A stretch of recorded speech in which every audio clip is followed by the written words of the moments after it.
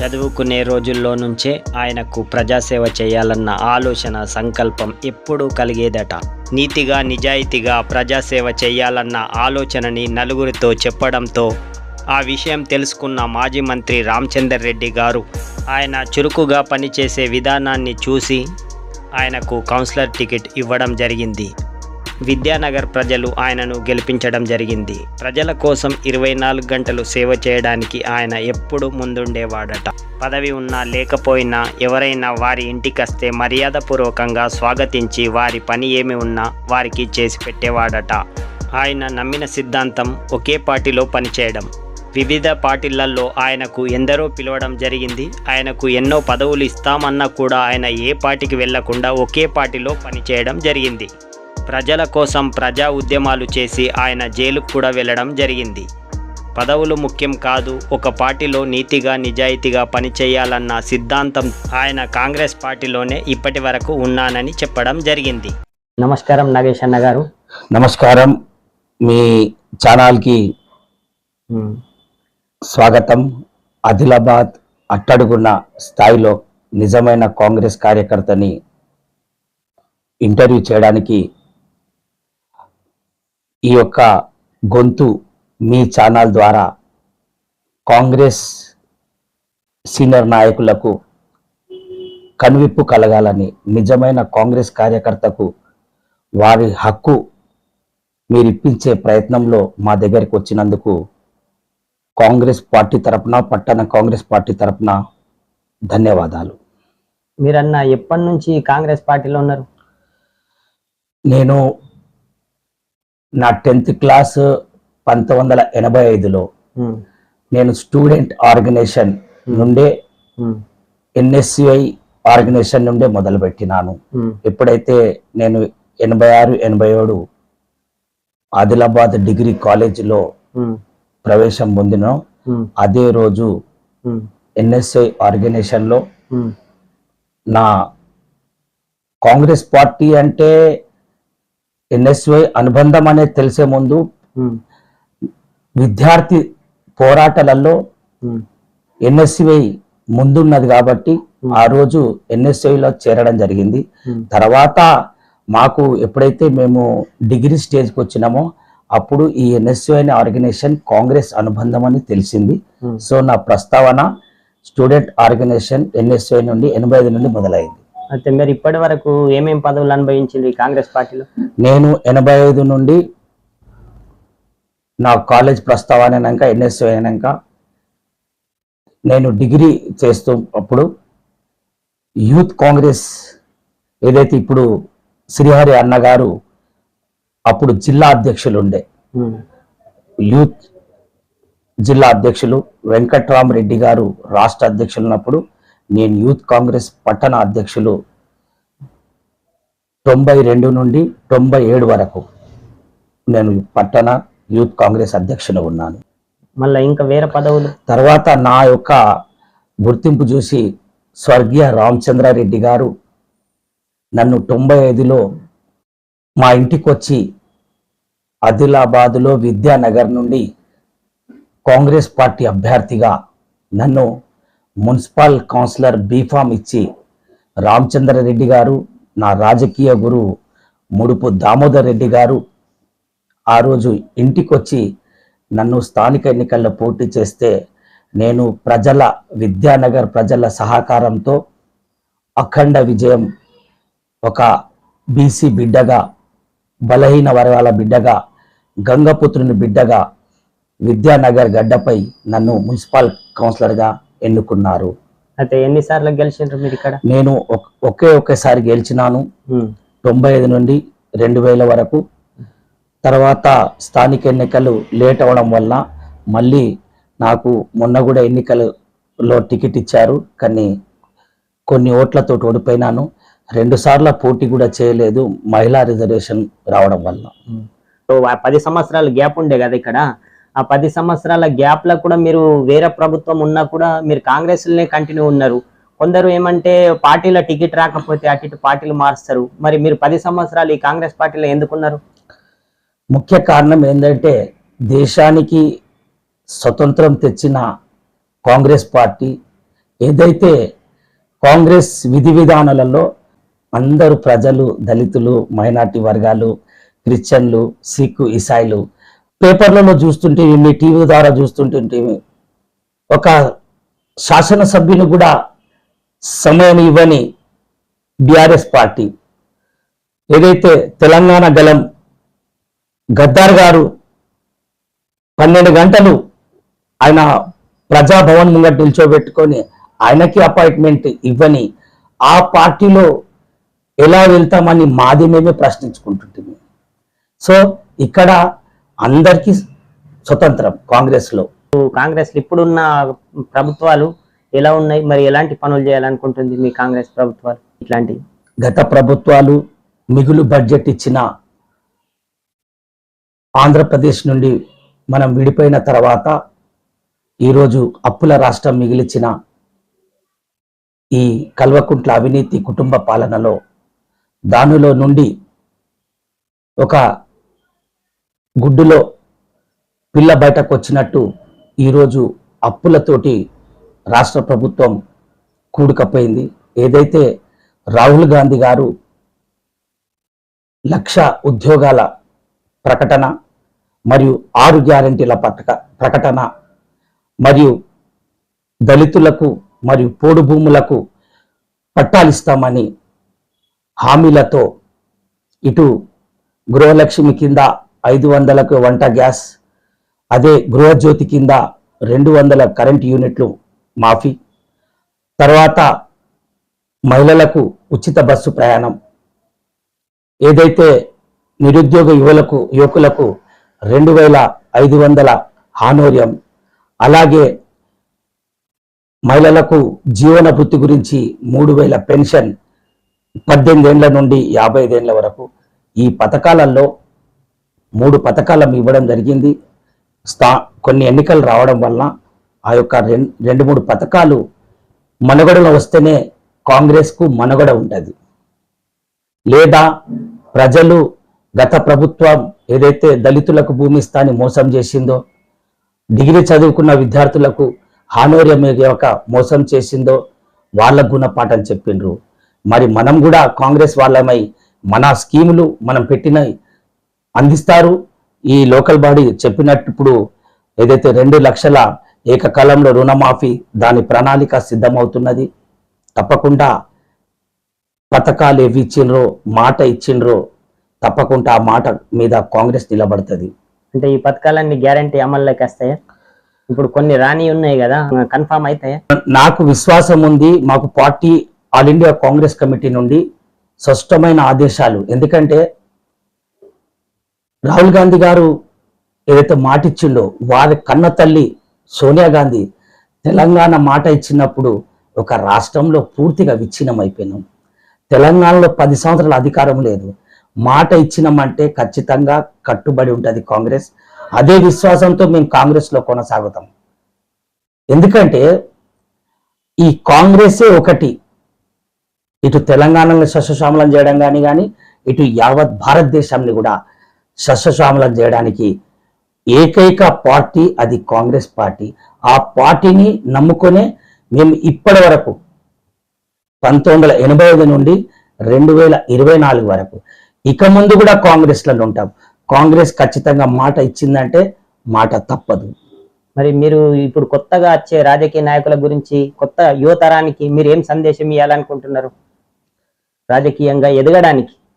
వాస్తవంగా ఒకలా చెప్పుకుంటా పోతే మనిషికి ఒక్కొక్కసారి ఇంత కష్టపడ్డప్పుడు ఎందుకు ప్రాతినిధ్యం దొరకడం లేదు.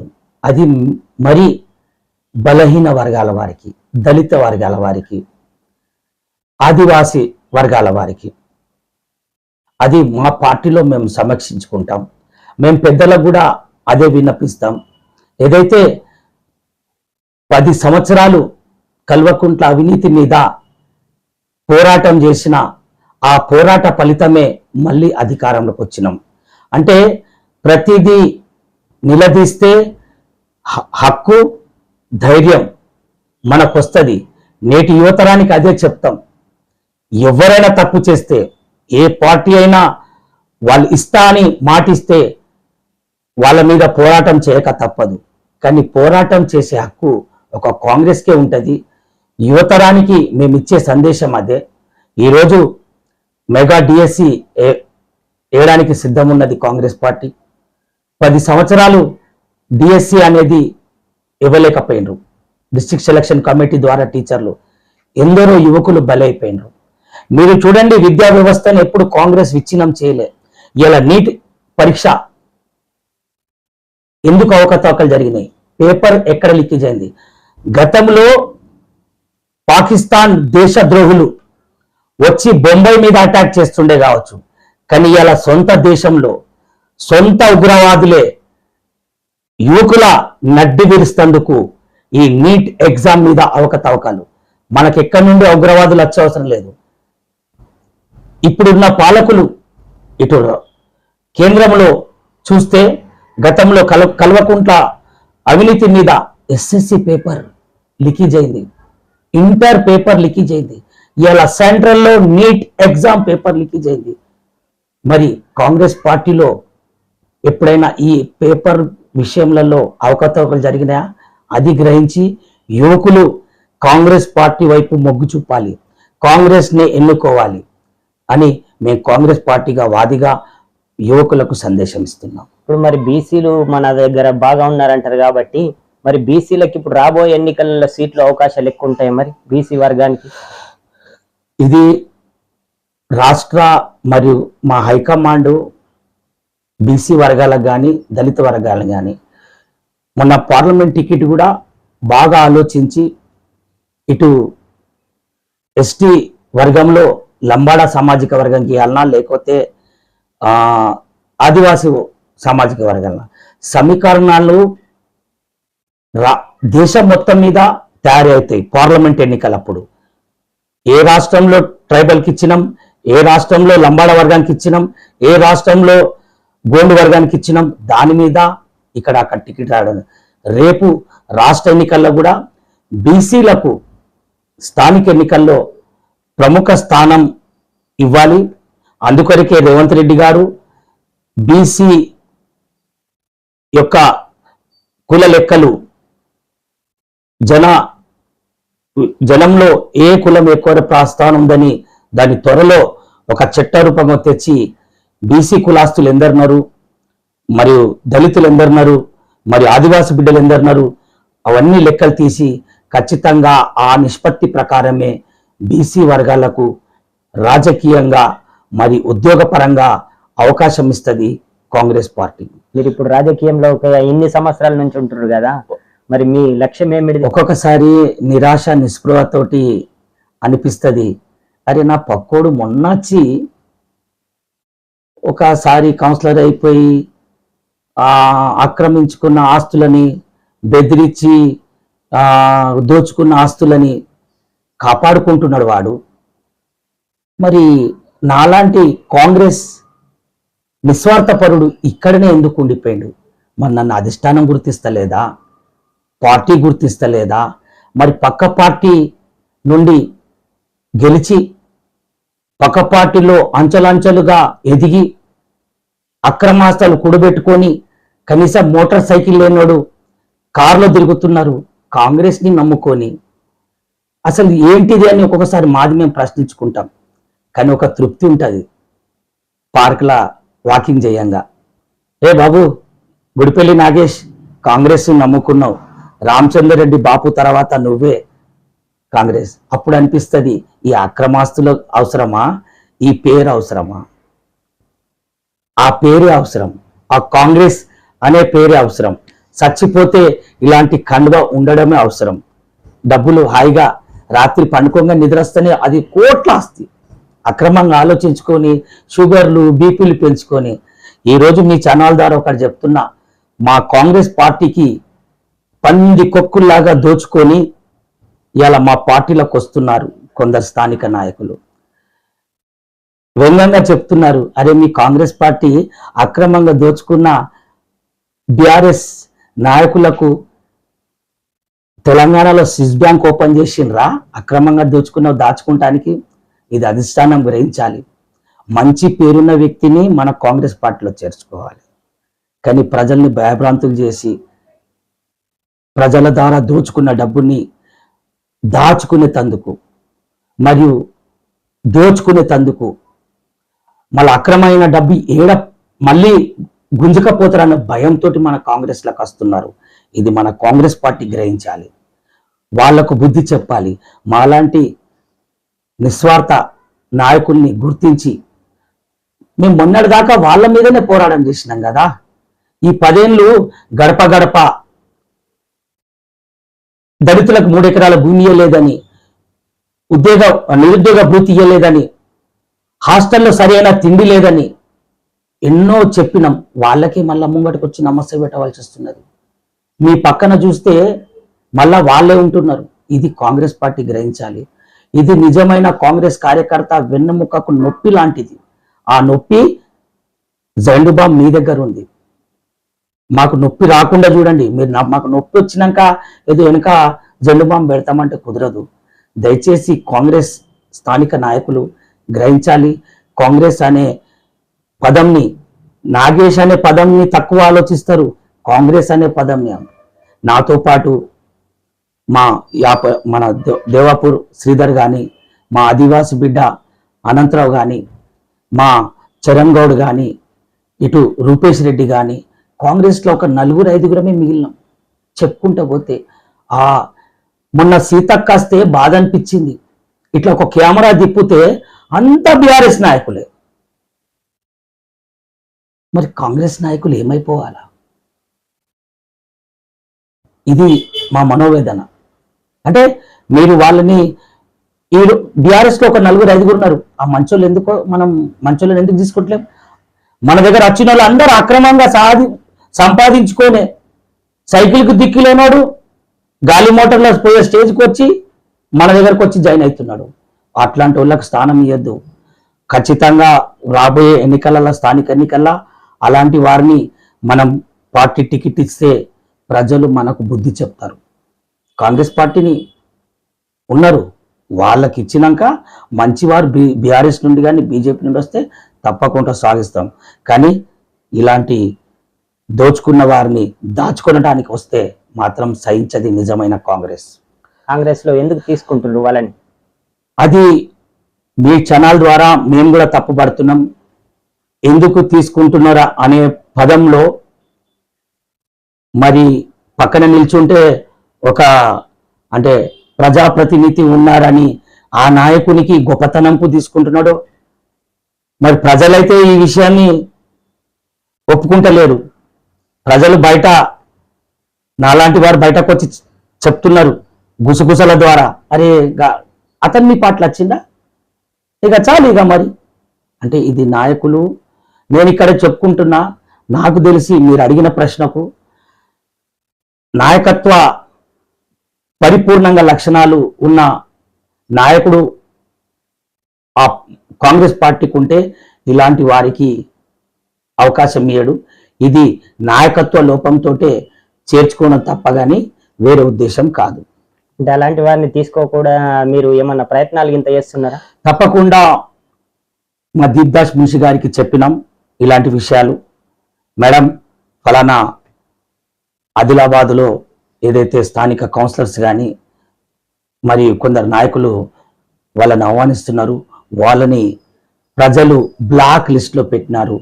ఒకప్పుడు ప్రజల కోసమే నాయకులు పనిచేసేవారు, ఇప్పుడు కొందరు డబ్బు కోసమే రాజకీయంలోకి వస్తున్నారు అంటున్నారు. దీనిపైన మీ అభిప్రాయం? మా మార్గదర్శకుడు రామచందర్ రెడ్డి, ఆయన 2005లో 2009లో ఇల్లు కట్టుకున్నాడు, ఒక చిన్న కూన పెంకింట్లో. ఆయన మాకు మార్గదర్శనం.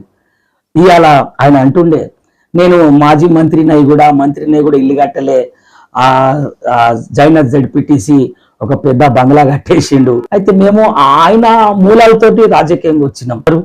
మమ్మల్ని మా ఇంట్లో చోరీ చెదలు పట్టిస్తేందుకు ప్రయత్నం చేస్తున్నారు. ఆ చెదల్ని రాహుల్ గాంధీ ఈరోజు మీ ద్వారా ఛానల్ ద్వారా ఒక విషయం చెప్తున్నా, మాకు చాలా సంతోషం. మొన్న ఇన్ఫ్లుయెన్స్ వర్గాలు ఆల్ ఇండియా కాంగ్రెస్ కమిటీ స్పష్టంగా ఆదేశించింది, ఎన్ని సంవత్సరాల నుండి పార్టీకి పని చేస్తున్నారు, వారి యొక్క లిస్టు పంపండి. అదే మాకు ఉత్తేజం. అందులో మా పేరు మొదలుంది. నాలాంటి కార్యకర్తలు ఒక 5-6 మిగిలిపోయారు ఆదిలాబాద్ టౌన్లో, జైనత్లో ఒక 4, బేలాలో ఒక 20-25 మంది. వాళ్ళ గురించే ఆల్ ఇండియా కాంగ్రెస్ కమిటీ. ఇది టిపిసిసి కూడా తెలియదు ఈ విషయం. అంటే రాహుల్ గాంధీ గారు పార్టీ గురించి అంత కన్స్ట్రక్షన్ చేస్తున్నారు. ఇవాళ యువకులకు మన వెడమబుజ్జు యువకులకు బీఫామ్ ఇచ్చింది, గెలిపించుకున్నది. అంటే యువకులకు, ఇటు మా బల్మూరి వెంకట్ గారికి ఎమ్మెల్సీ ఇచ్చింది అంటే యువకులకే. మొన్న వంశీచందర్ రెడ్డికి ఎంపీ టికెట్ ఇచ్చింది. మళ్ళీ మన హైదరాబాద్లో రాజ్యసభ మెంబర్ ఇచ్చింది మాజీ ఎంపీ కొడుకు గారికి. అంటే యువకులకు వెన్నముఖంగా పార్టీకి రేపు కన్స్ట్రక్షన్గా పనికొస్తారని యువకులకే ప్రాధాన్యత ఇస్తుంది. ఆ యువకులను దృష్టిలో పెట్టుకొని కాంగ్రెస్ యువకులకు అవకాశం వస్తుందని మేము యువకులకు సందేశం ఇచ్చినాం. అదే సందేశంతో మాకు మొన్న కొందరు ఫోన్ చేసిండ్రు, అన్న నువ్వు ఎప్పటికి వెళ్ళి ఉంటున్నావు అని. సంతోషం అనిపించింది.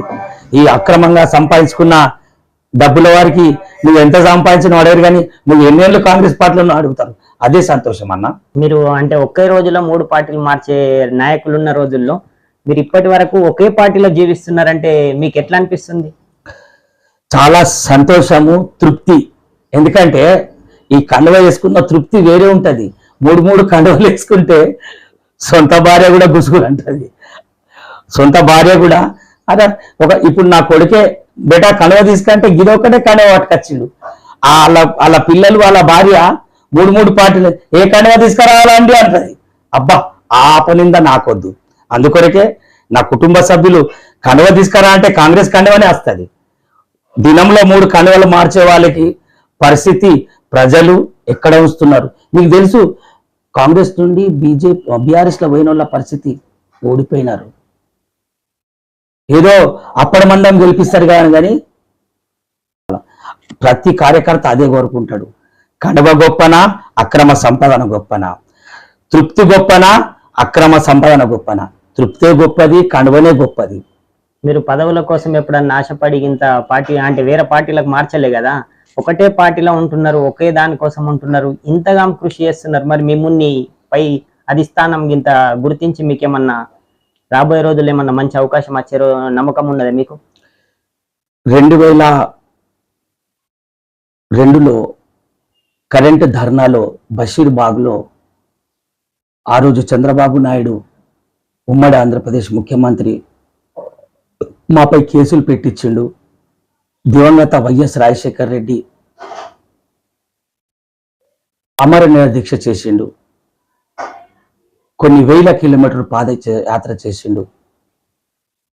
ఆయన మాకు స్ఫూర్తి.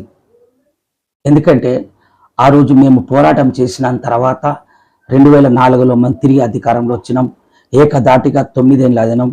కొన్ని మా తల్లి తెలంగాణ తల్లి సోనియా గాంధీ తెలంగాణ ఇచ్చినాక మా నాయకత్వ లోపంతో మేము కాంగ్రెస్ పార్టీ తెలంగాణలో ఓడిపోయినాం. ఆంధ్రలో మాకు విచ్ఛిన్న స్థితికి వచ్చేసినాం. తర్వాత ఘంటాపదంగా మా 22 ఎమ్మెల్యేలని అందులోకి వెళ్ళి దాదాపు 16 ఎమ్మెల్యేలని బీఆర్ఎస్ నాయకుడు కల్వకుంట్ల కేసీఆర్ తీసుకున్నాడు. కానీ నాలాంటి కార్యకర్త పార్టీని బతికించుకున్నాడు. నాయకులు పైన ఎప్పుడు ఎక్కడ హోంమంత్రి పదవి ఇచ్చిన సబితా ఇంద్రారెడ్డి కూడా పోతే బాధపడ్డాం. కానీ కార్యకర్త ఈరోజు నితిన్ గడ్కరీ గారు అంటారు, ఏ పల్లెకు పోయినా ఏ గూడకు పోయినా కాంగ్రెస్ కార్యకర్తలు కంకణం కట్టుకొని ఉంటారు. నిస్వార్థమైన కాంగ్రెస్ కార్యకర్తలే ఉంటారు. ఏదో మతం పేరు మీనో ఏదో దేవుని పేరు మీనో కార్యకర్తలు ఉండరు. పార్టీ పరంగా ఉన్న పార్టీ ఏదంటే కార్యకర్తలు ఉంటే అది కాంగ్రెస్. అందుకొరకే మేము చేసిన పోరాటాలు ఇప్పుడు మా రాహుల్ గాంధీ గారు ఏదైతే కన్యాకుమారి నుండి కాశ్మీర్ వరకు పాదయాత్ర చేసినాక కర్ణాటకలో అధికారులకు వచ్చినాం, తెలంగాణ అధికారులకు వచ్చినాం. ఆ రోజు మేము ఆయన వికారాబాద్ ఆయన పాదయాత్రలో పాల్గొన్నాం. తర్వాత నఫరత్ చోడో భారత్ జోడో నినాదం భారతదేశం మారుమ్రోగింది. నఫరత్ కే బజార్ మే మొహబ్బత్ కా దుకాన్ చాలు కర్దే అంటే భారతదేశ ప్రజలు అబ్బా మనకు మంచి నాయకుడు వచ్చిందన్నాడు. ఒక లారీ డ్రైవర్ తోటి ఆయన సంఘటితం చేయడం కానీ, వరి నాట్లల్లా ఆయన వరి వేయడం కానీ, ఒక వెల్డర్ తోటి వెల్డింగ్ పనులు చేయడం కానీ, ఒక ఉప్పర్ లేబర్ తోటి తట్టెత్తుకొని పరీక్షించడం కానీ, నిన్ననే అదే విషయాలు పార్లమెంట్ లో చర్చిస్తే ఆ టీవీ ముంగట మేము అతుక్కపోయినాం.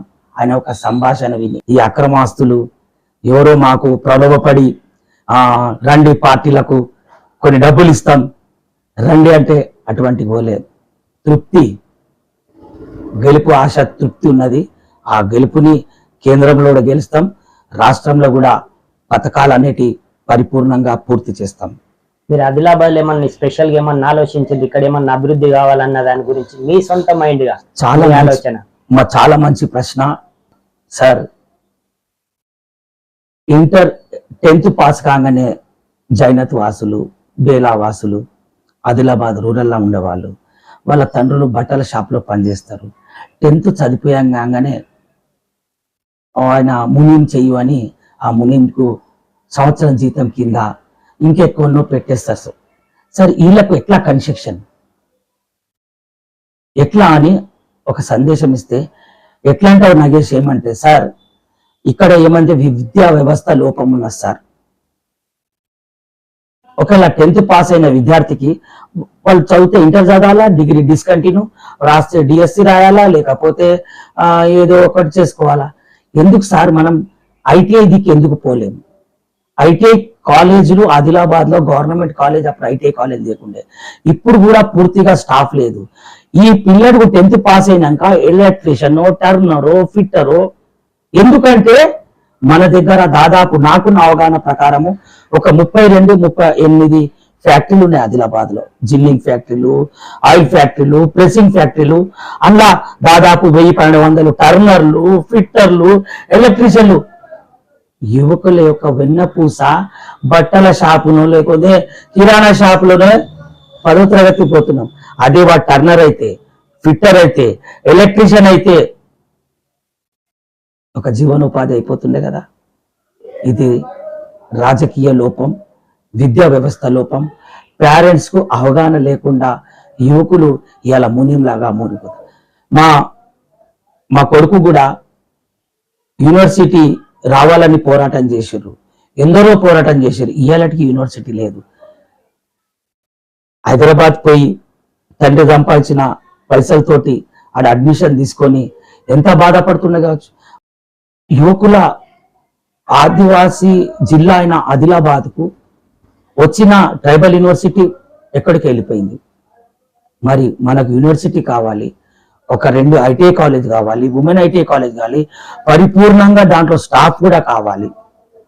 ఇది ఉంటే నా యొక్క కళ ఏంటంటే, ఏ పిల్లలు 10వ తరగతి పాస్ అయినోడు బట్టల షాపులో, కిరాణా షాపులో చేయొద్దు, ఐటీఐ చేసి 4000-6000 మంది యూపీ, బీహార్, గుజరాత్కి వెళ్ళి వచ్చి చేస్తున్నారు. మరి మన హక్కు, మన బుక్క మనకు లేదు. ఇది లోపం అని నేను. రెండవది, ఏదైతే పిల్లలకు గతంలో మా ఎన్ఎస్యు ఆర్గనైజేషన్ ద్వారా, కొన్ని పార్టీల ఆర్గనైజేషన్ ద్వారా వాళ్ళకు ట్రైనింగ్ సెంటర్స్ ఇస్తుంటుంది. ఆ ట్రైనింగ్ సెంటర్స్ గవర్నమెంటే పెట్టాలి, ఇంకా కొన్ని పెట్టాలి. అయితే దానికి కూడా ఒక టెస్ట్ లాంటిది పెట్టి కాదు, సర్టిఫికేట్ ఆధారంగానే ఆయనకు ఏవైతే ఎగ్జామ్స్ ఉంటాయో ఆ ఎలిజిబుల్ టెస్ట్లు మరి వాళ్ళకు ప్రాక్టీస్ ప్రభుత్వం ద్వారానే చేస్తే మన కాంగ్రెస్ పార్టీకి లాభం అవుతుంది. ఇప్పుడు రాబోయే రోజులలో మన ఆదిలాబాద్ ఏమన్నా డెవలప్మెంట్ జరపడానికి ఏమన్నా ప్రయత్నాలు జరుగుతున్నాయి? మన ఆదిలాబాద్ జిల్లాలో ఖచ్చితంగా రాహుల్ గాంధీ గారు ప్లస్ రేవంత్ రెడ్డి గారు యూనివర్సిటీ ఇస్తా అని ప్రముఖంగా వాళ్ళు మాటిచ్చిండ్రు. ఆ యూనివర్సిటీ తెచ్చుకుంటాం. మరియు ఏదైతే బలైన వర్గాలకు వారికి ఉన్నత చదువుల గురించి మళ్ళా సిసిఐ ఏదైతే బంద్ అయిపోయిందో అది రీఓపెన్ చేస్తే ఆదిలాబాద్ గుండె మళ్ళీ లేచినట్టయితుంది. ఒక పక్కన జైనత్ సిమెంట్ కార్పొరేషన్, అది మనం మొదలు పెట్టుకోవాలి. మళ్ళీ ఆదిలాబాద్లో ఇక్కడికి వెళ్ళి పోలీస్ సెలక్షన్ అయ్యి ఎక్కడనో దుండిగలో ఎక్కడ పోయే బదులు ఇక్కడనే ట్రైనింగ్ క్యాంప్ పెట్టుకుంటే, ఆ పోలీస్ సెలక్షన్స్ కూడా అలా ట్రైనింగ్ క్యాంప్ కూడా ఇక్కడ పెట్టుకుంటే జీవనోపాధి, దాంతోపాటు ఒక నలుగురు ఇటు కిరాణా షాప్ వాళ్ళు కానీ ఇటు కిరాయి ఇచ్చుకునేవారు కానీ జీవనోపాధి కలుగుతుందని మీ ద్వారా తెలియజేస్తున్నాం. ఇప్పుడు మరి కాంగ్రెస్ కార్యకర్తలు బాగా మందికి సర్పంచులు, ఎంపీటీసీలు ఇట్లాంటివి ఉన్నాయి చూడు పదవులు, వస్తాయో రావో మాకు మేము ఇంట్లో పనిచేసినందుకు, కానీ కొందరు నిర్లక్ష్యంగా ఉన్నారు. కొత్త వాళ్ళని తీసుకున్నట్లా వాళ్ళకి ఏమనిపిస్తుంది అంటే వాళ్ళకి ఇస్తారేమో మాకు రాదేమో అని అట్లా ఉన్నది. దీనిపైన నీ అభిప్రాయం? ఖచ్చితంగా స్వయంగా నేను కూడా ఈ విషయంలో అంతరాత్మలో ఉన్నా, ఒక పట్టణ కాంగ్రెస్ అధ్యక్షునిగా. ఇక్కడ పక్క వాళ్ళు వచ్చేసి వాడు తెల్ల బట్టలు వేసుకొని పక్కన నిల్చుంటే ప్రతి కాంగ్రెస్ కార్యకర్త మీరు అడిగిన గుండె లాంటి బాధ ప్రశ్న ఇది. ఆ ప్రశ్నకు జవాబు ఆ రోజు మోసం జరిగితే, ఈ ప్రశ్న నిజమైతే కార్యకర్త గుండె పగిలి చచ్చే రోజులు వస్తాయి. ఖచ్చితంగా ఇలాంటి చర్యలు జరగకుండా కాపాడుకోవాలా కాంగ్రెస్ అధిష్టానం. అందుకొరకే మీకు చెప్పిన అధిష్టానం స్పష్టంగా ఆల్ ఇండియా కాంగ్రెస్ కమిటీ అందుకొరకే ఇన్ఫ్లుయెన్స్ ద్వారా ఏ నాయకుని నమ్మకుండా కొన్ని విషయాలలో కాంగ్రెస్ పార్టీని నమ్ముకున్న కార్యకర్తల ప్రతి రిపోర్ట్ తెప్పించుకుంటున్నది. ఆ రిపోర్ట్ మీద న్యాయం జరుగుతుందని మేము విశ్వాసిస్తున్నాం.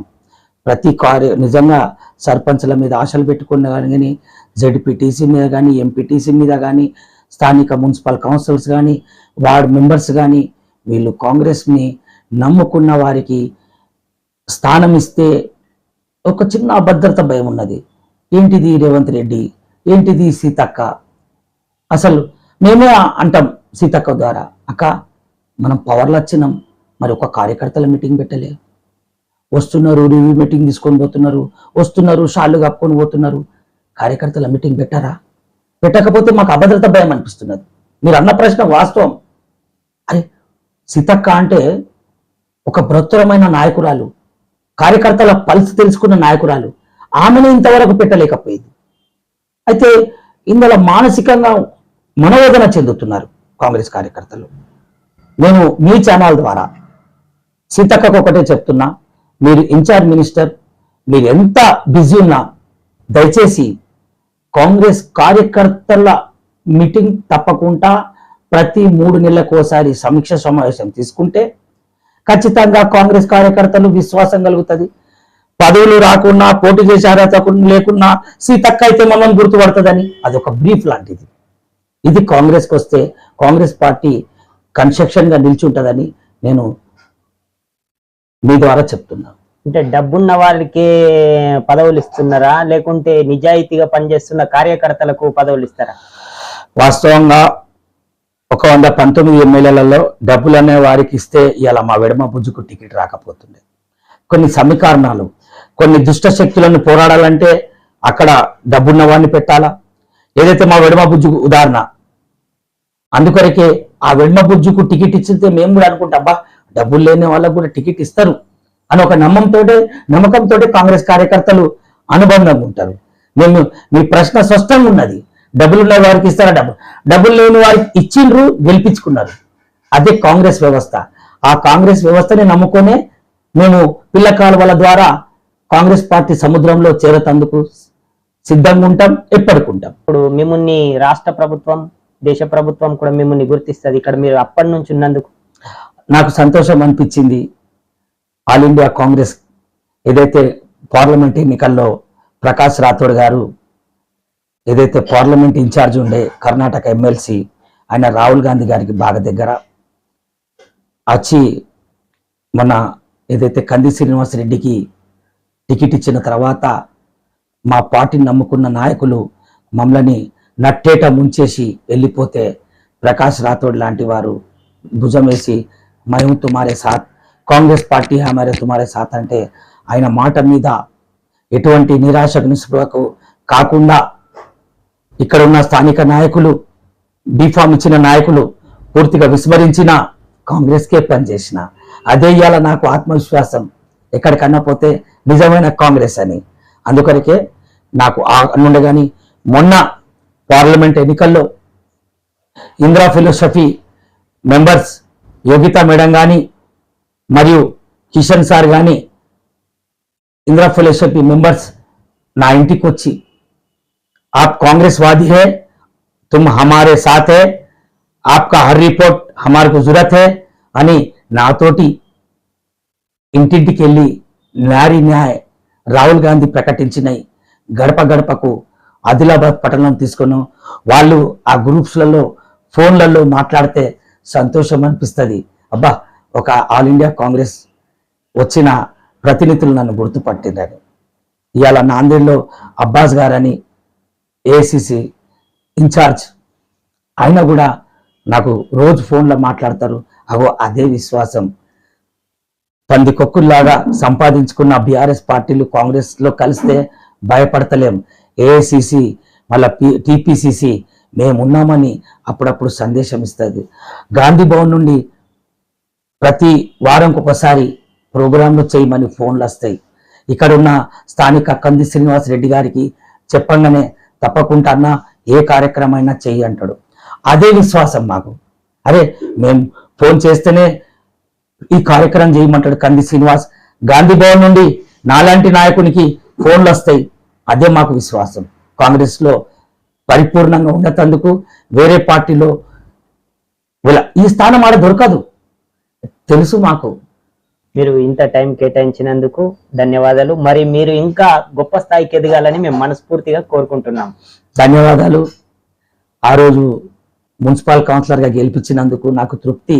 ఇలా ఆక్రమించుకున్న మాకు ఆ రోజు గుడిసెలు వేసుకుని మా తాతలు కాపాడుకున్న స్థానికి నా ద్వారా పట్టాలు ఇప్పించిన ఘనత రామచంద్ర రెడ్డి ద్వారా. ప్రభుత్వం టీడీపీది ఉండే, కానీ 506 ద్వారా జియో ద్వారా 100 రూపాయల గజం మాత్రమే ఇక్కడ స్థానిక వాళ్ళకు పట్టాలు ఇప్పించినాను. NSDP national slum develop project కింద ఆదిలాబాద్లో ఈరోజు ఖానాపూర్ సస్యశ్యామలమైందంటే ఎన్ఎస్డిపి. అట్లాంటి స్కీమ్లు వస్తే మళ్ళీ మురికి వాడలు SH60 ఈ రోజైతే ఇక్కడ అబ్దుల్ కలాం రోడ్ ఉందో ఆ రోజు ఇంత గుంతలు ఉంటుండే. SH60 ఆ ఫండ్ ద్వారా ఢిల్లీ పోయి తీసుకొచ్చినాను. అటువంటి అవకాశం కాంగ్రెస్ పార్టీ ఇస్తుంది. అందుకొరకే కాంగ్రెస్ పార్టీలో ఉంటాం. మీకోసం అనే మీ ఛానల్ ద్వారా కాంగ్రెస్ పార్టీని కార్యకర్తని గుర్తించి కాంగ్రెస్ పార్టీలో ఇంకా ఉండాలని మీ ద్వారా మాకు ధైర్యం ఇప్పించినందుకు ధన్యవాదాలు.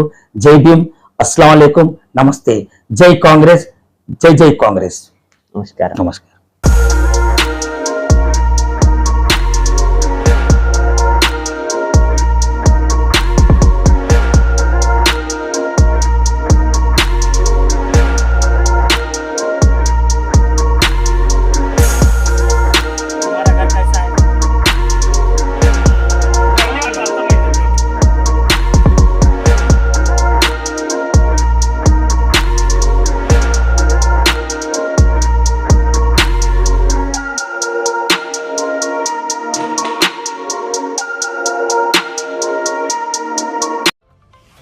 మీరు చేసే కార్యక్రమాలు ముందుగా మాకు తెలపగలరు.